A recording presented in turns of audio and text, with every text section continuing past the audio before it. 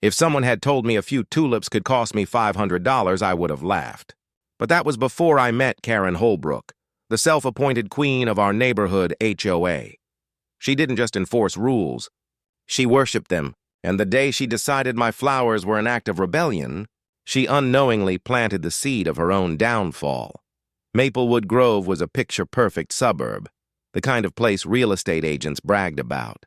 Every mailbox was the same height, every lawn the same color of sterile green. The air smelled faintly of fertilizer and control. To outsiders, it looked peaceful. To those who lived there, it was suffocating. When I bought my small brick house on the corner, I thought I'd found a quiet place to settle. The neighbors were polite, the streets were clean, and the HOA fees didn't seem outrageous. I'd heard whispers about the president, this woman named Karen who kept everything running smoothly. I assumed that meant she was efficient. I had no idea it meant she ruled with fear. The first month was uneventful. I painted the porch, trimmed the hedges, and introduced myself to the neighbors. Most smiled but spoke softly as if afraid the wrong word might be overheard. That should have been my first warning. Then came the tulips. They were nothing extravagant, just a bright row of red and yellow blooms beside the walkway. My mother used to grow them, and I wanted a small reminder of home. I planted them carefully one weekend, watered them, and stepped back to admire the color. For the first time, my house felt alive. A few days later, I noticed Karen walking her small white dog past my yard. She slowed down, eyes narrowing at the flowers. Her lips tightened, and she scribbled something on the clipboard she always carried. I didn't think much of it. Maybe she was just taking notes. 3 days later, I opened my mailbox and froze. Inside was a thick white envelope stamped with the HOA's logo. The kind of letter that makes your stomach drop before you even open it. The notice inside was typed in official language that sounded more like a court summons than a neighborhood warning. Your property is in violation of HOA landscaping guidelines. Section 4. Subsection B. Unauthorized flora types. Immediate removal required. Failure to comply will result in a $500 fine. I read it twice, certain it was a mistake. Unauthorized flora types? For tulips? Surely they weren't serious. But as the reality settled in, anger simmered under my confusion. That evening, I saw her again. Karen, clipboard in hand. That evening, I saw her again. Karen, clipboard in hand. She was standing at the edge of my yard, staring at my tulips like they were a crime scene. Her tiny dog barked once as if on cue, and she turned away with a self-satisfied smirk that said everything. She knew she had power here.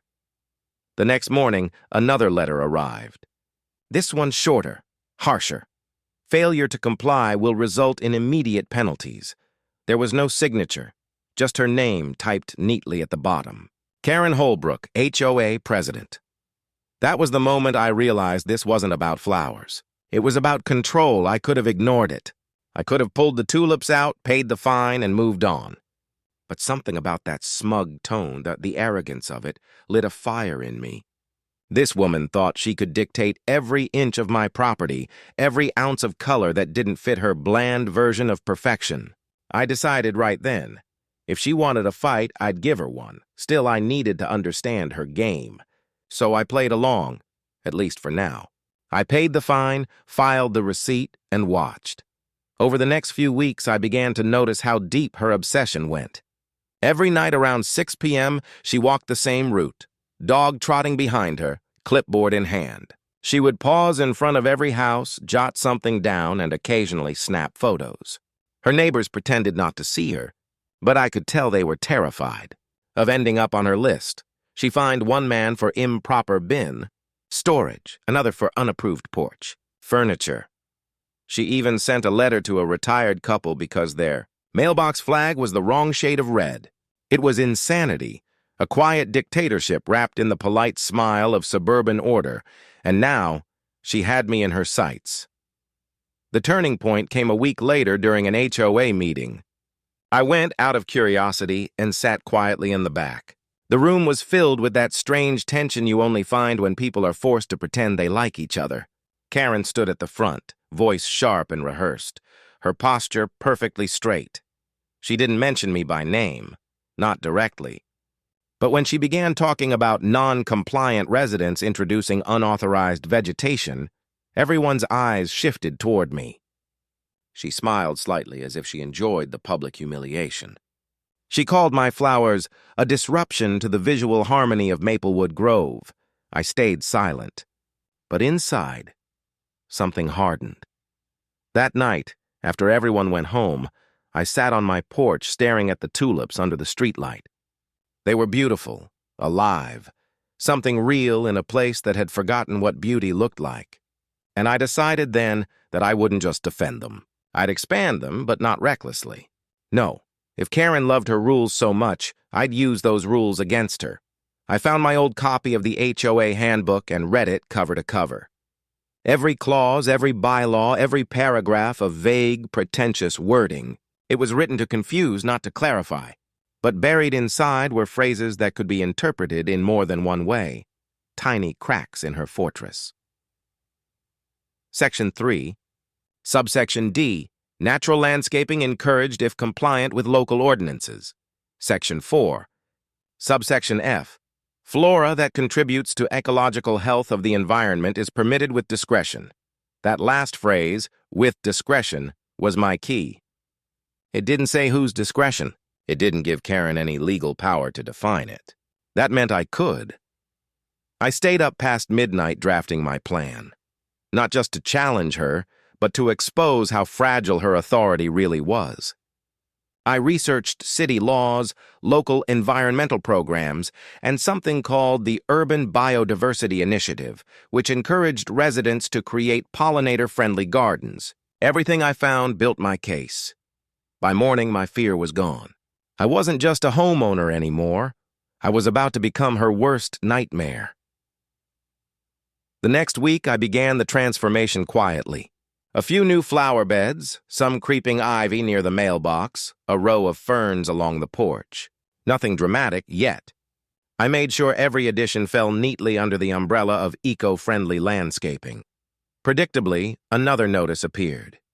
This time accusing me of unauthorized vegetation expansion. I smiled as I wrote my reply. I quoted the HOA handbook, section by section, and attached printed copies of city ordinances that supported biodiversity-friendly yards. I even cited a clause that required the HOA to comply with local environmental laws. For the first time, Karen didn't respond.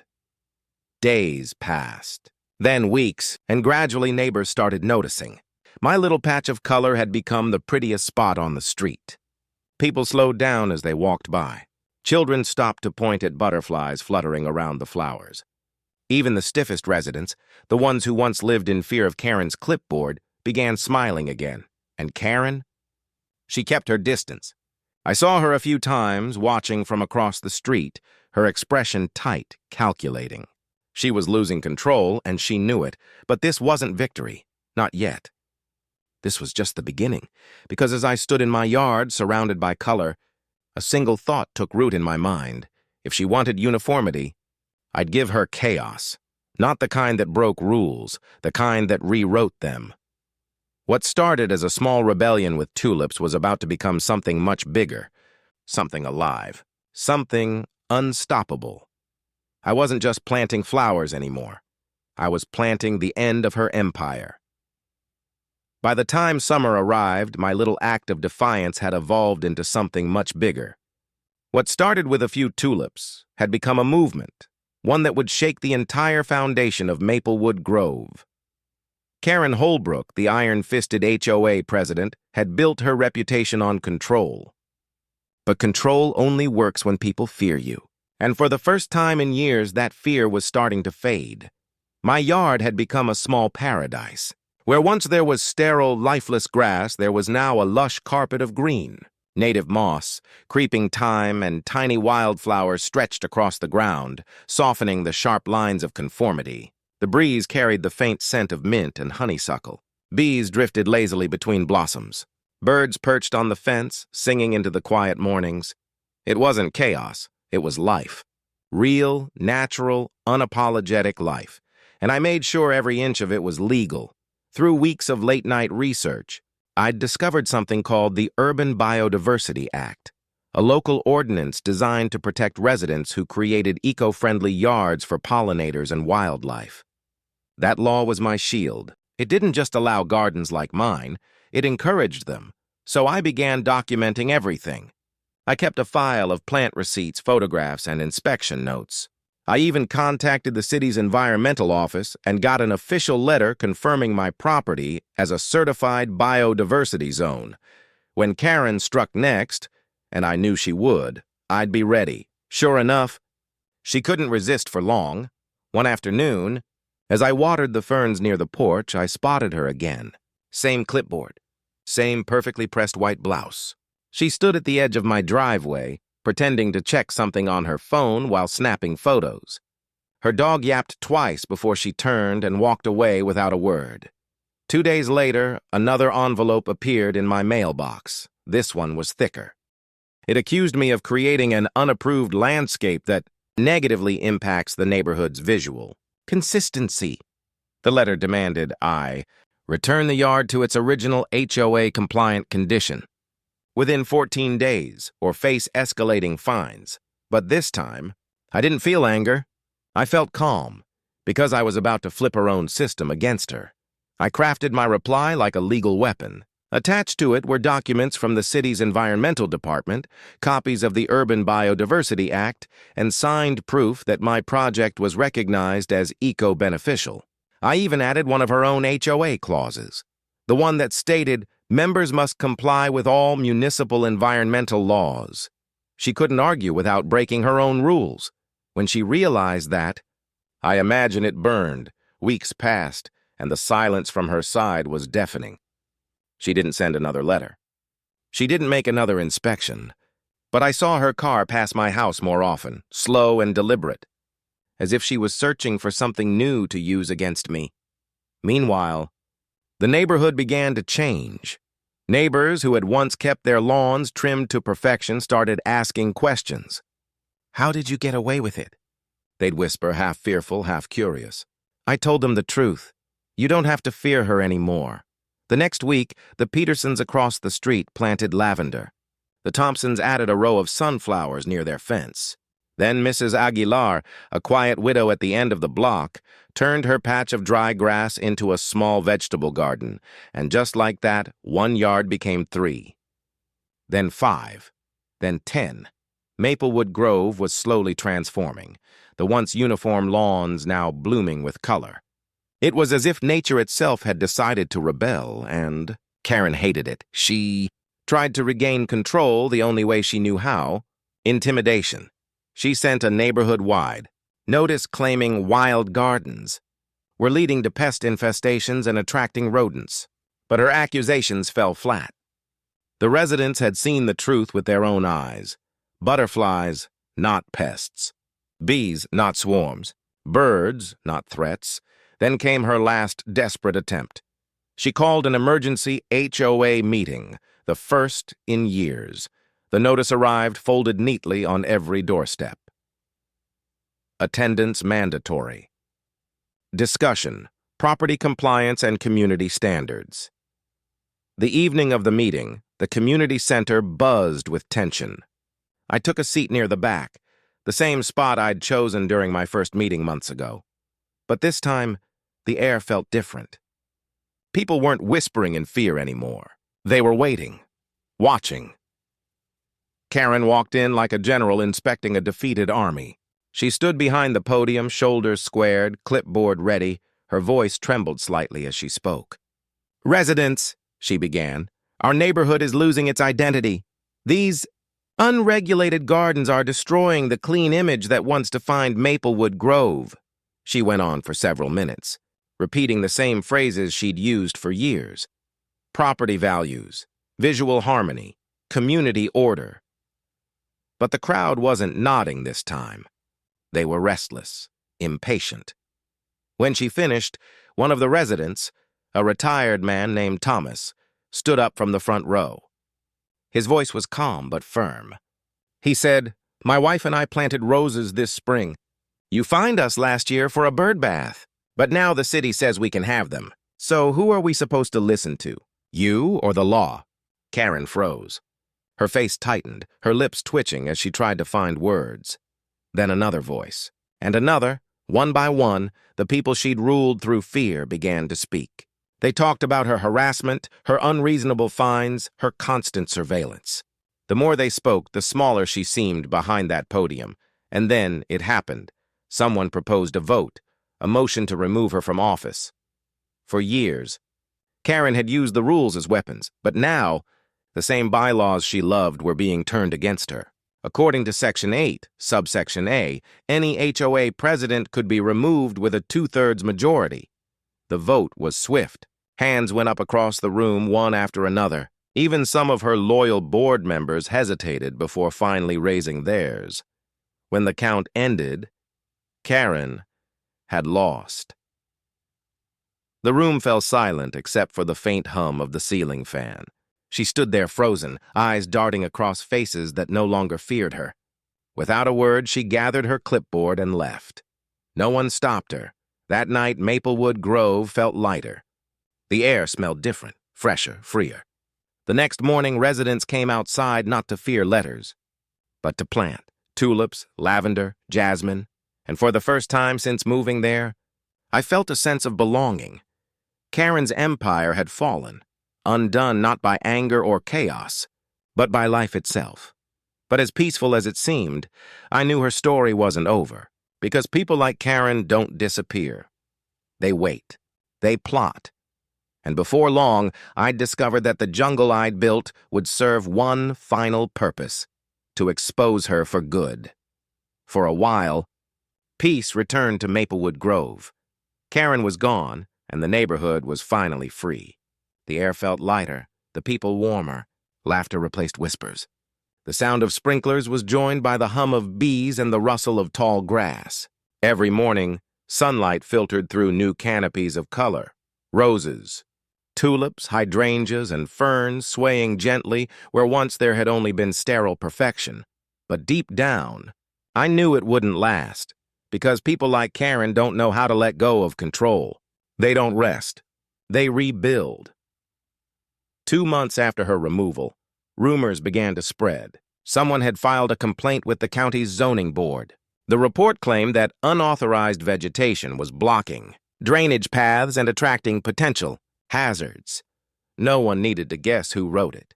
Karen had found a new weapon: the city itself. When the inspectors arrived, their bright orange vests and clipboards made the neighbors nervous. They walked through my yard, snapping photos and measuring distances. I stayed calm, showing them my documentation: the biodiversity certificate, the city letter, the compliance records. The lead inspector, a kind man with graying hair, gave me a reassuring nod. "Everything looks good," he said softly. "Don't worry. We've seen this kind of thing before." But as the inspectors drove away, I noticed a car parked 2 houses down. A white SUV. Karen's. She sat behind the wheel, staring through her windshield. The same cold, calculating look.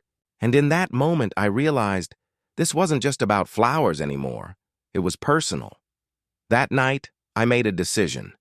If she wanted to keep playing games, I'd give her one final show. The next morning, I began transforming my yard again. But this time, not just for beauty.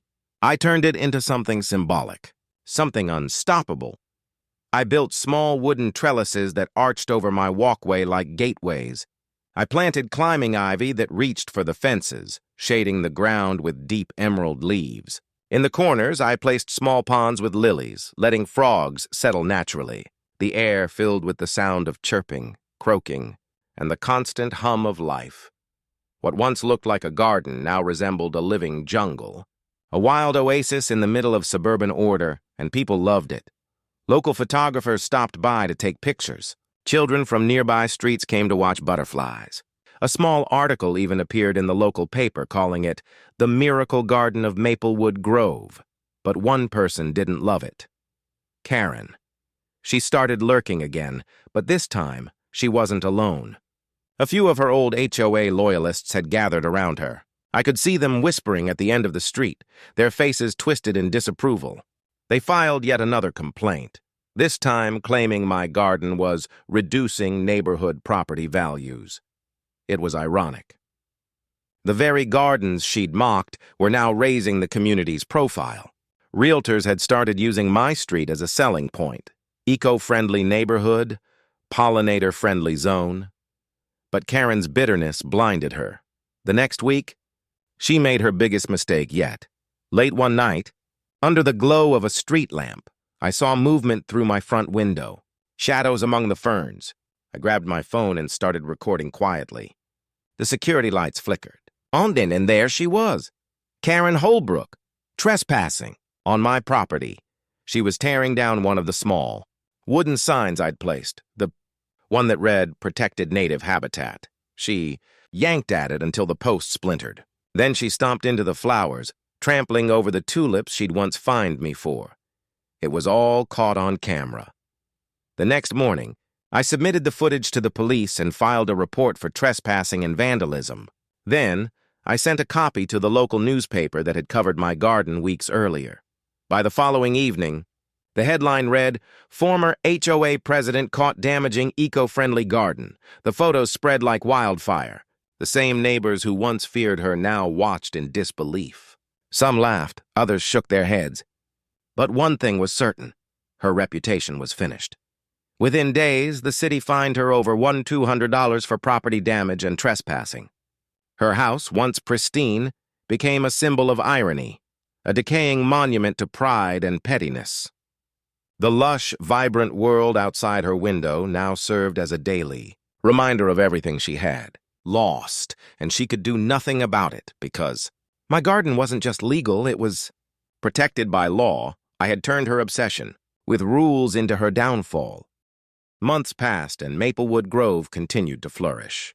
The HOA was restructured under new leadership, kinder, more community-focused. They replaced outdated rules with progressive ones encouraging sustainable yards, wildlife gardens, and neighborhood harmony. The same people who once feared fines now gathered for weekend gardening events. Kids painted stones to decorate the sidewalks. The sound of laughter returned. And every time I watered my plants, I thought of Karen, how her obsession with control had birthed the very freedom she'd tried to destroy. One evening, as the sun set behind the tall sycamores, I stood in the middle of my yard surrounded by color. The air shimmered with golden light filtering through leaves. Bees drifted lazily from petal to petal. It felt peaceful, the kind of peace that grows only after a long fight. This garden had started as defiance. It had become revenge. But now it was something else entirely. A reminder that beauty always finds a way to bloom, even in the cracks of oppression. Karen eventually moved away. Some said she couldn't stand the sight of the neighborhood anymore. Others said she'd tried to join another HOA in the next town. But her reputation followed her like a shadow. And in the end, Maplewood Grove became what it was always meant to be. Not a place of uniform lawns and silent obedience, but a living, breathing community. As I looked around, I realized something. Sometimes the best revenge isn't destruction, it's creation. Turning something meant to silence you into something that makes the world listen. And for the first time since moving in, I smiled. Not out of victory, but out of peace. Because where she once saw weeds, I saw life. Where she saw chaos, I saw freedom. And where she tried to plant fear, I grew a jungle.